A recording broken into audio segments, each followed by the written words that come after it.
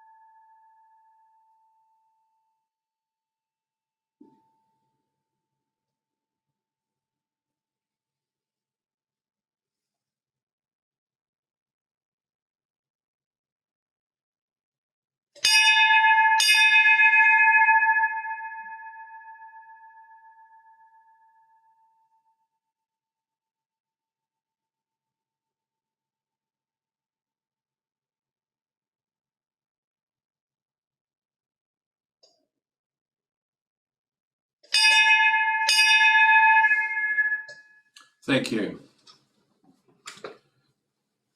As the Commodore of this great club, I cannot believe for the second year running we're having our annual general meeting over this forum. I guess it's just a sign of the times. First up tonight, I would like to thank you all, our wonderful community at SYC. Your loyalty continues to underpin and further strengthen our club and its positive culture. With your unwavering support, we have successfully navigated an incredibly challenging year that was significantly impacted by COVID-19 pandemic. Despite the many challenges and the rollercoaster nature and the various government imposed lockdowns, it is our pleasure tonight to report a pleasing trading outcome. The Treasurer, Greg Winnett, will update you shortly on our financial performance and our financial position, as per the annual report. Thereafter, the CEO, Richard Hewitt, will update us on general club matters. The biggest question at the moment is when we can get back to SYC to do the things we love without restriction, whether it be racing, cruising, or just mucking around in our boats. 48 hours ago, the Premier released a roadmap.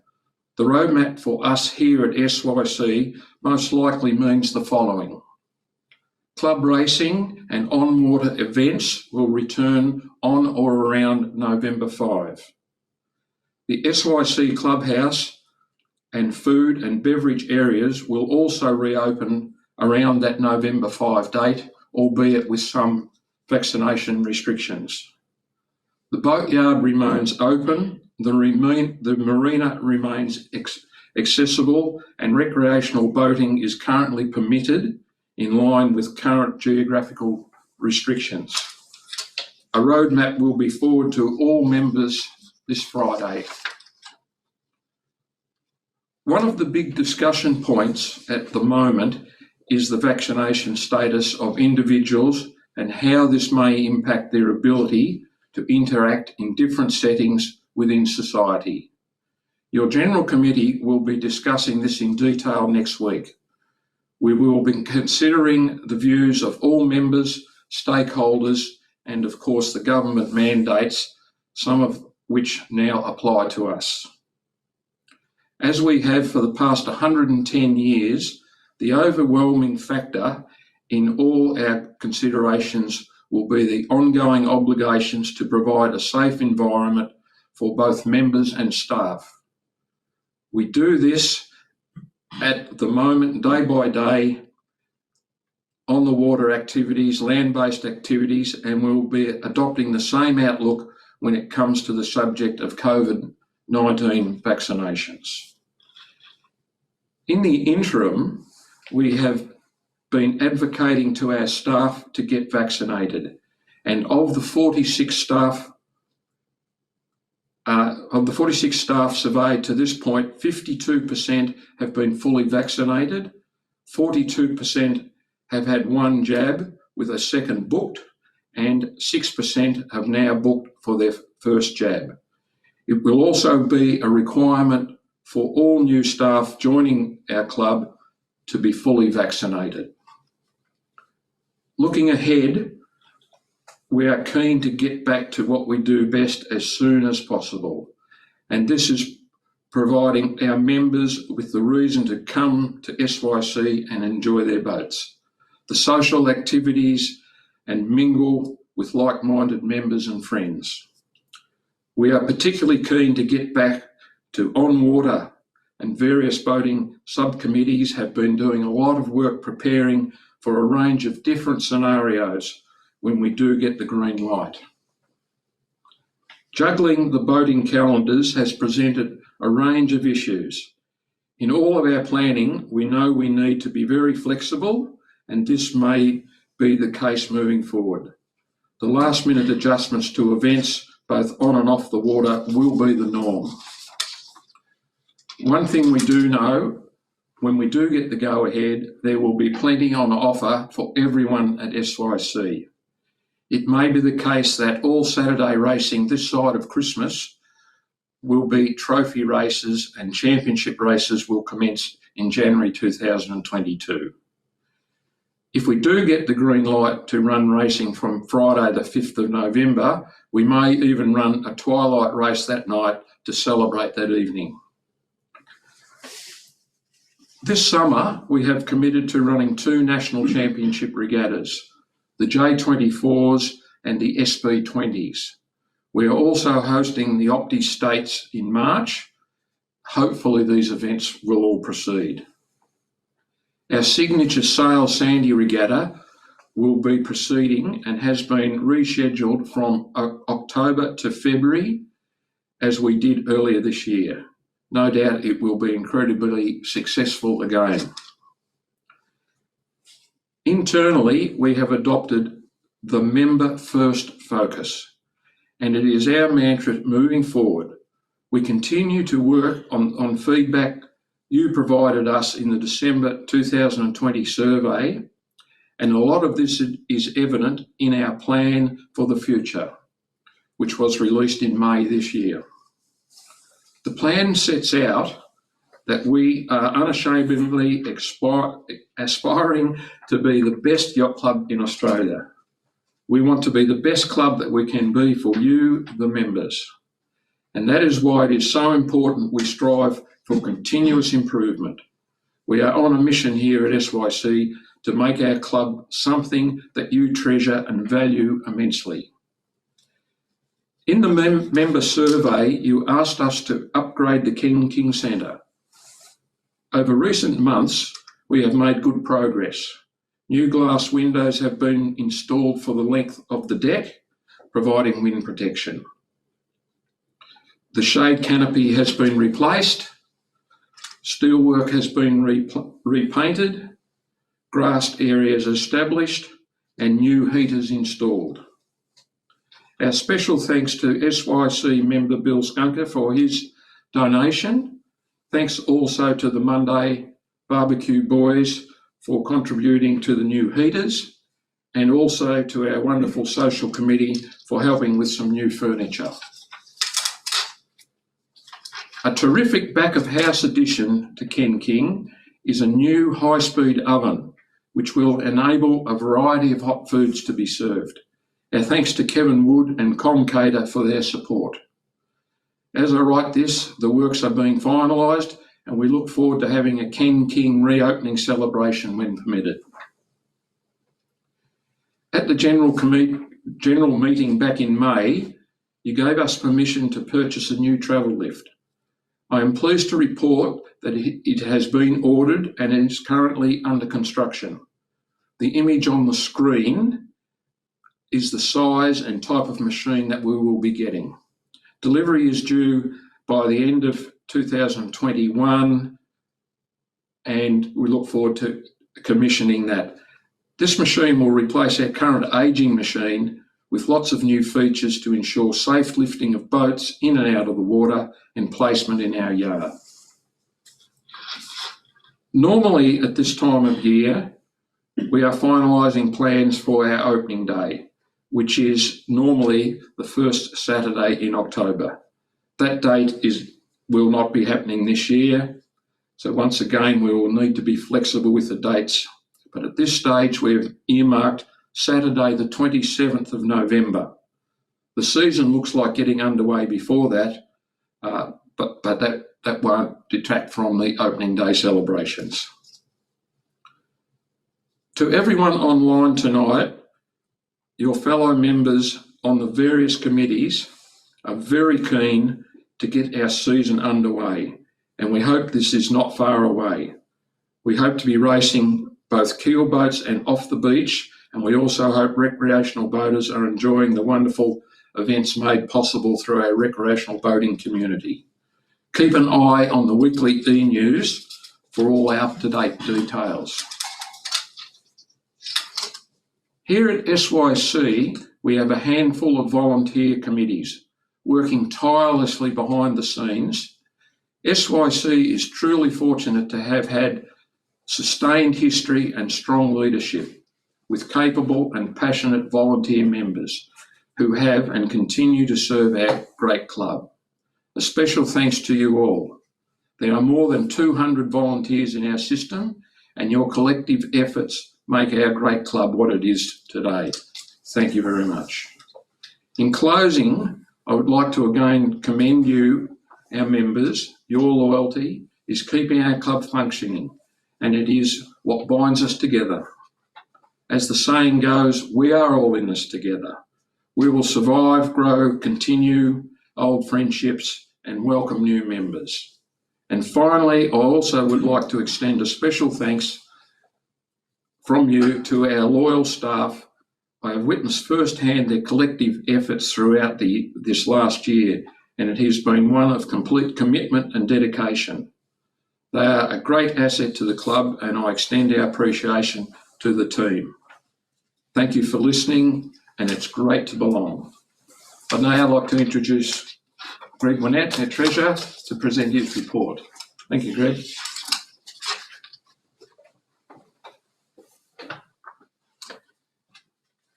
Thanks, Commodore, and welcome everyone, and thanks for joining us this evening. Well, we've certainly had a very interesting 12 months with the unfortunate impact of restricted activity, but I'm pleased to report our club remains in a strong financial position. The last financial year ended 30 June 2021 does include various government stimulus funding, including JobKeeper payments that have been passed on to our very loyal employees. There is currently a different model in place where eligible employees are receiving lockdown support payments direct from Centrelink and not through the club. Our trading from hospitality and events continue to be impacted this financial year, although it does seem there is a light at the end of a roadmap if vaccinations remain on track at a rate the authorities are comfortable with. In the meantime, your committee and executive continue to focus on prudent financial management measures to ensure your club remains in that strong financial position, and we are well placed to deliver on our capital program, as well as resume all the events and activities we enjoy at our great club.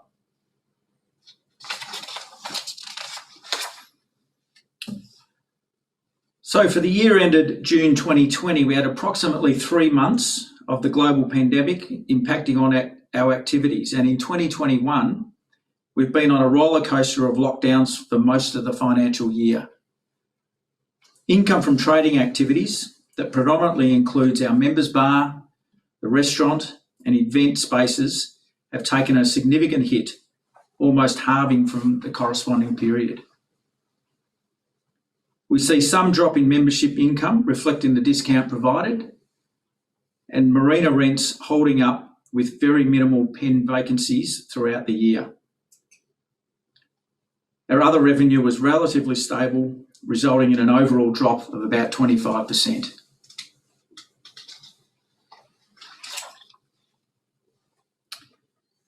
We can see from these charts that our trading revenue, which is shaded in blue, represented about 50% of our total income in 2020. That's the chart on the right there. While in 2021, that had dropped to about 1/3 of our total revenue. And as reflected in the numbers on the previous slide, our revenue from the marina, shown in the olive colour, provided a greater contribution to our total revenue in 2021.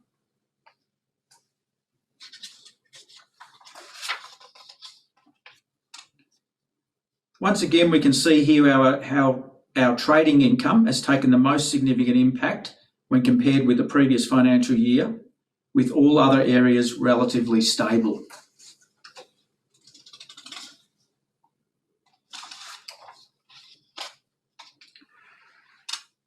On the expenditure side, cost of goods sold, which is directly related to trading activities, is also substantially down from the prior year, as are our food and beverage salaries and wages, which you can see here on the third line.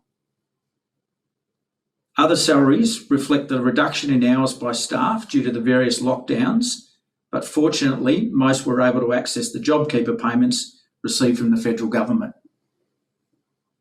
Most other costs were down, except for essential maintenance due to the reduced activity or closure of the club.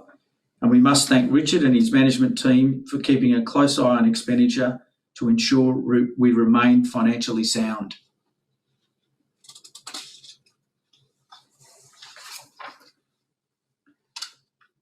This slide reflects the comparison between the year ended June 2020 versus 2021, where we can see the reduction in the major items of expenditure being our cost of goods sold on trading activities and salaries and wages across the club.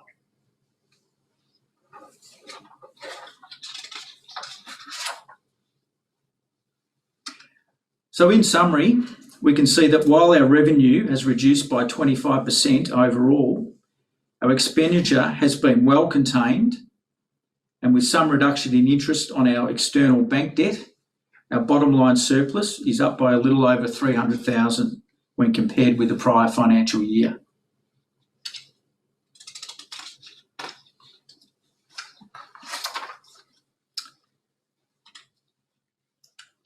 Onto the balance sheet. So when considering our overall financial position, we can see from this slide that we currently hold significant funds in the bank, which is partially due to receiving member subs and event income in advance.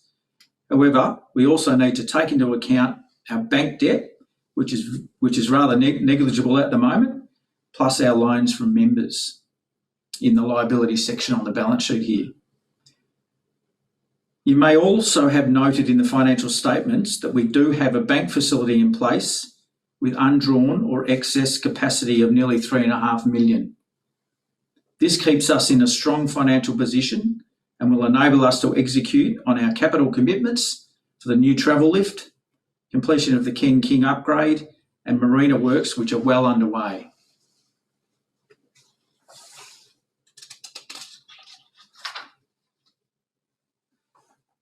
To finish off, we thought we would present a few statistics on Coles takeaway meals, which have been very popular for those that have been able to visit the club during lockdowns. The clear winners, as you can see here, being the curries and the steak sandwiches.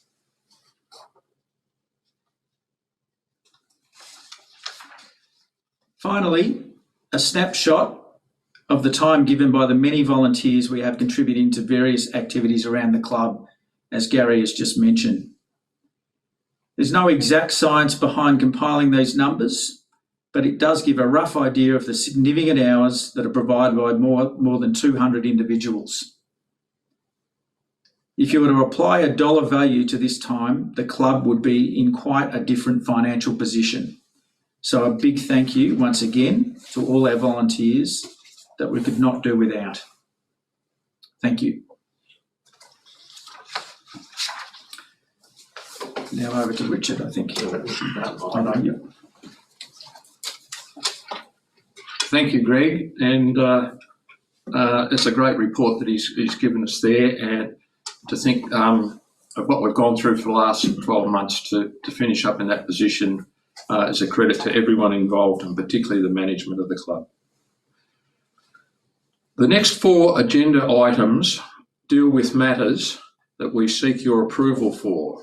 By necessity, this year the voting process for these motions is to be conducted electronically. All voting members should have received an email with voting instructions. This was sent out on the 14th of September. Hopefully most of you will already have voted. If not, please make sure you vote promptly this evening to ensure that your vote is counted. These matters pertain to normal business conducted at an AGM, namely minutes, our financials, the foundation and appointment of an auditor. These are all standard AGM items. I will read out the 4 motions now, and at the end of the meeting, I will confirm the outcome and the voting. The scrutineers, David Lynch and Dee Robson, are present to oversee the process. Motion number 1, General Committee's Annual Report and Annual Accounts. The annual report has been available from the club website, and the Treasurer has presented these financials to you this evening. The motion is to adopt the General Committee's statutory report and the annual accounts for 2020-21. It was proposed by Greg Winnett and seconded by Greg Wilcox. Motion number 2 is to confirm the appointment of the trustees to the Sandringham Yacht Club Foundation, Inc. The motion that Paul Jacker and Phil Byrne, who retire by rotation, hereby be reappointed as trustees for a further 3 years, 2021 to 2024, and that Ashley Treblecock be appointed as trustee for a period 2021 to 2024. This motion was proposed by Mark Welsh and seconded by Bruce Humphries. Motion number 3 is to confirm the auditor for the financial year 2021-2022. The motion is that BDO Audit Proprietary Limited be confirmed as the club's auditor for 2021-2022, proposed by Greg Winnett and seconded by Stephen Lynch. And our final motion for the evening is to confirm the minutes of the previous general meeting. The May 2021 OGM minutes were available on the club website. The motion is to approve the OGM minutes. This motion was proposed by Sue Bowers and seconded by Mark Welsh. Please vote now if you could. Thank you. There was one item of general business that we agreed to immediately action. That was the addition of a grab and go defibrillator at the King Centre. This was installed recently. That was the only item left over from general business from the OGM. I'd now like to call on our Chief Executive, Richard Hewitt, to give us his report. Thank you, Richard.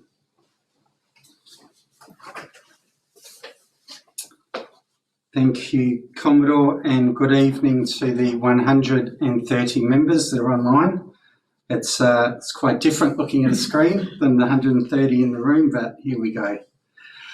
So tonight I would like to give you an update on our membership, firstly, our marina, the broader Sandringham Harbour, and then on to some general matters. So first up, I'd like to start with our all-important membership position. Our annual member numbers currently stand at 2,902. We are in the midst of our annual renewal as our membership year commenced on 1 September. And my thanks to those members that have renewed to date.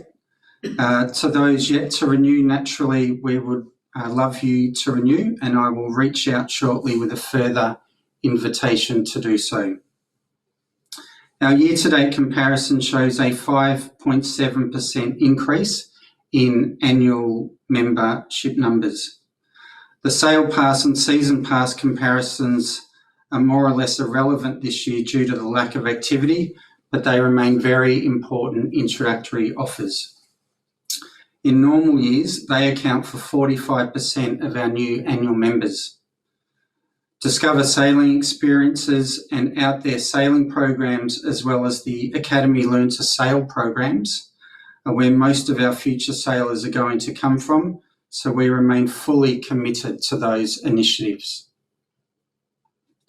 Our membership and administration of membership has evolved significantly in recent years, and for SYC to stay and remain relevant, it must continue to evolve. Our new member intakes are now mostly done on Saturday mornings, followed by a club tour.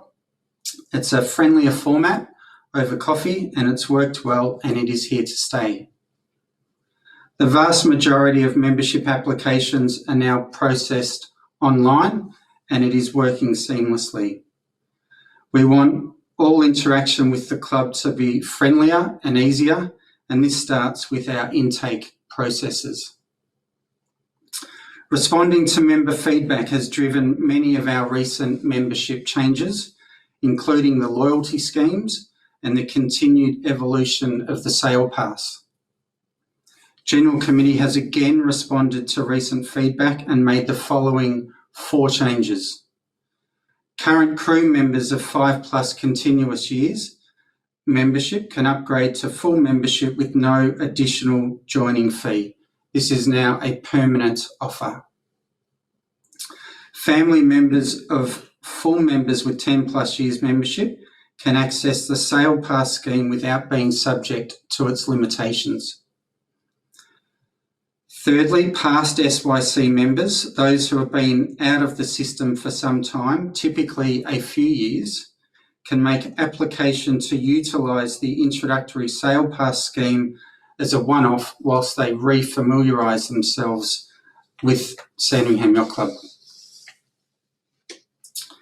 And fourthly, past SYC members returning after more than 2 years wanting to reinstate will now pay a reduced rejoining fee of $150, but will still be required to attend a new member session and be renominated and re-proposed.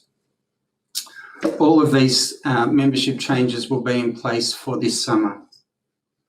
Please continue to give us your membership feedback. We have a dedicated committee looking to constantly improve all aspects of our membership offer.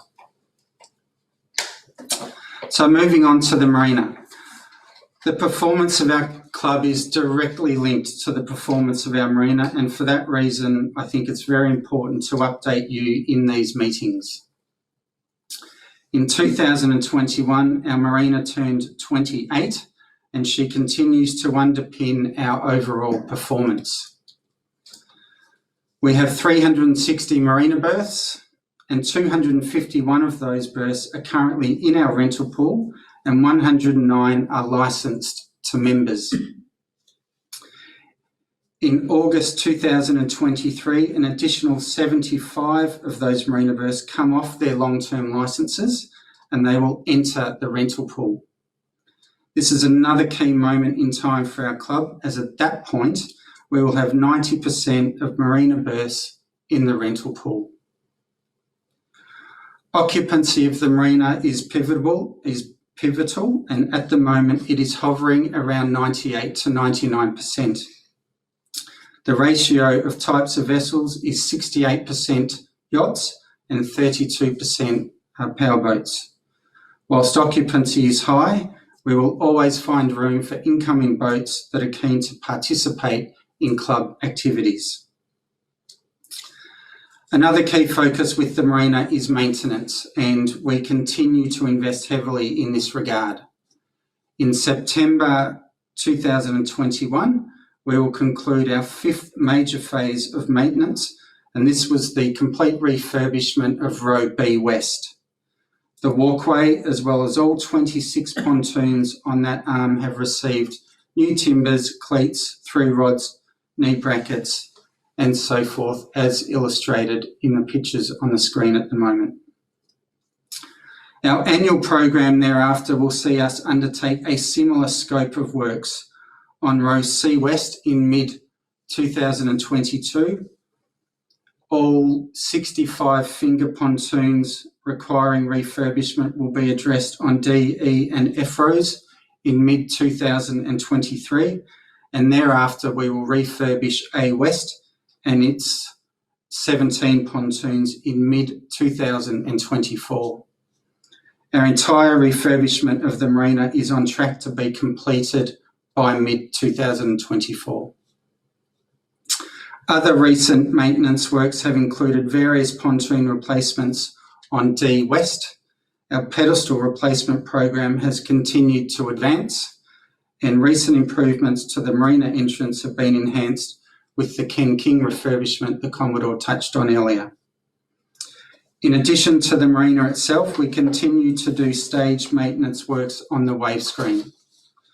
We also intend on completing our service pedestal upgrade, the switch to LED and all fire hose reels by mid-2024.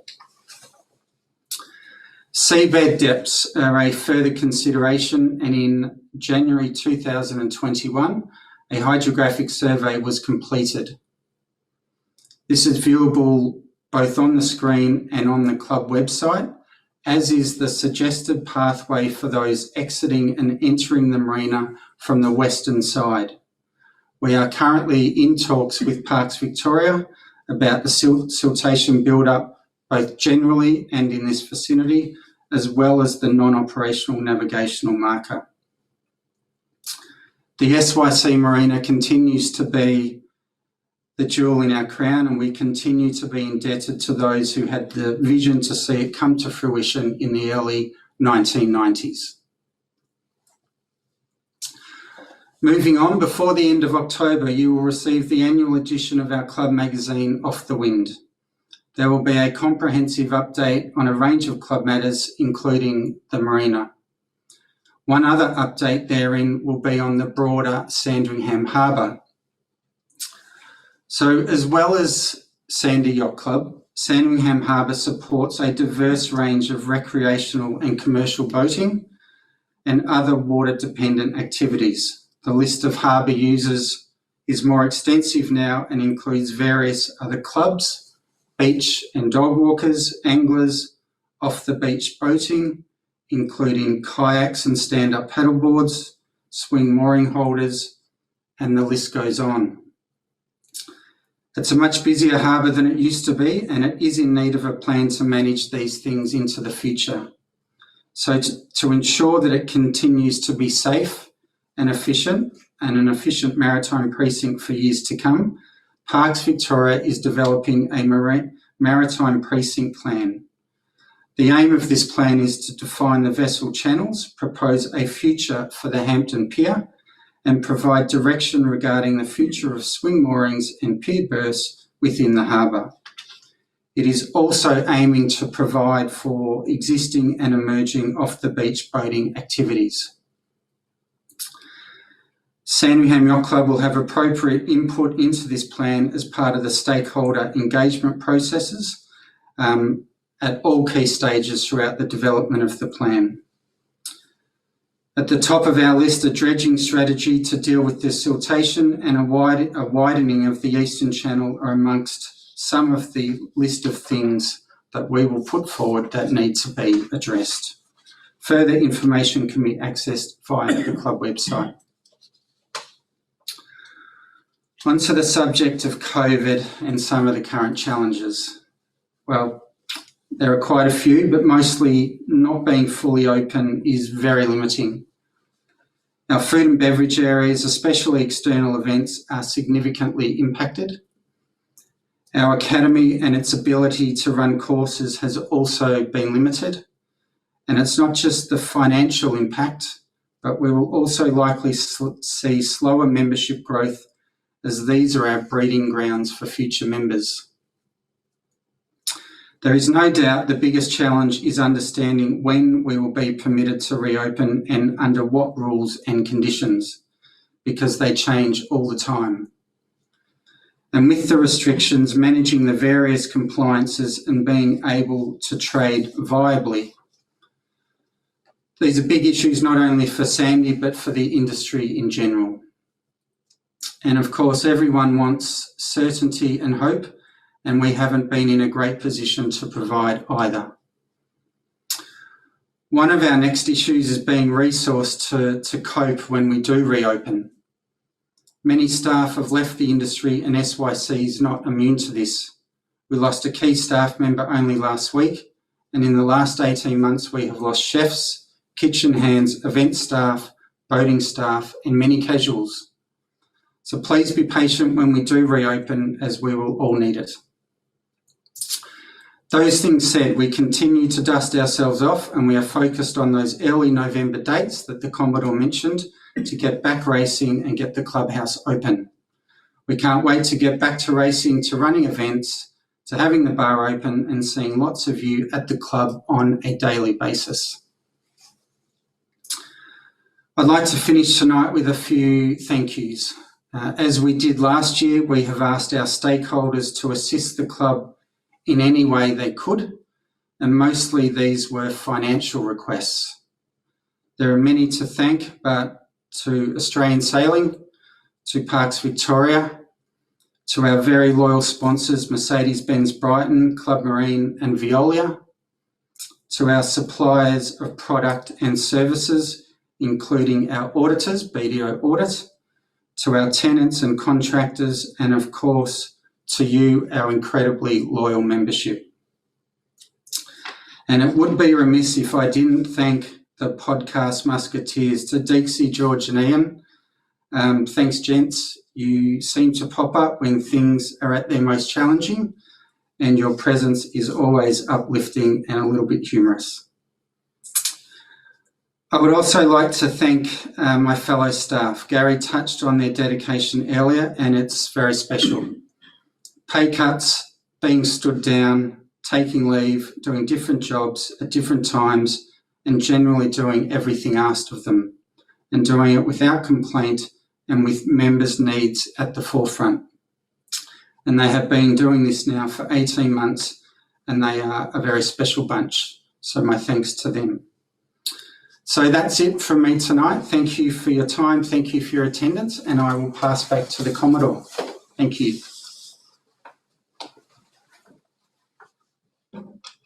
Thank you, Richard.